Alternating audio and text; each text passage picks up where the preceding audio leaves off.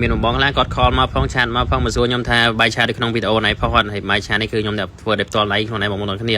ហើយបាយឆាក៏មានប្រវត្តិធ្វើដែរបងប្អូនគ្នាហើយពីមុនក៏ខ្ញុំធ្លាប់ចេញវីដេអូបាយឆាភាសាតែខ្ញុំចង់បញ្ជាក់ប្រាប់បងប្អូនគ្នាទៀតបាយឆាគាត់អត់ដុតខ្ទះឲ្យក្តៅមកហើយចាក់ខ្លាញ់ខ្ញុំបងខ្ទឹមហើយបងប្អូនខ្ញុំមិនប្រើខ្ទឹមទេហើយចាក់ពងមាន់ចូល2គ្រាប់មកហើយជាមួយនឹងប្រេងម្ទេសនេះគឺខ្ញុំលាយជាមួយនឹងគ្រាប់ការីតិចបងប្អូនគ្នាដើម្បីមានពណ៌ស្អាតហើយបន្ទាប់មកគឺចាក់បាយឆាក្លុកវាឲ្យសប់ចូលមួយពងមួយហ្នឹងឲ្យស្អាតទៅបងប្អូនគ្នាពេលដែលក្លុកសប់មួយគ្រឿងរួចរាល់ហើយខ្ញុំចាប់តាមបងគ្រឿងមានតែម្សៅស៊ុបខ្នុរក្លាស្លាបព្រាបាយហើយស្ករបន្តិចដែរបងប្អូនគ្នាហើយប៊ីចេងមួយចុងស្លាបព្រាបាយហើយជាមួយនឹងអំបិលបន្តិចបាទបងប្អូនគ្នាមិនច្រើនពេកទេហើយម្រេចមួយចុងស្លាបព្រាដែរបងប្អូនគ្នាតែប៉ុណ្្នឹងគឺរួចរាល់ហើយឆាក្លុកវាឲ្យសប់គ្រឿងចូលជាតិគ្នាឲ្យហើយចាំ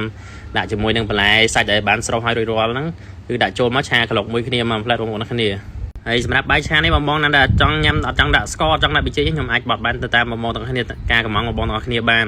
ហើយបន្ទាប់មកគឺខ្ញុំបន្ថែមជាមួយនឹងស្លឹកខ្ទឹមបន្តិចឆាបើកភ្លើងក្លុកវាទៅឲ្យវាមានក្លិនឈ្ងុយស្លឹកខ្ទឹម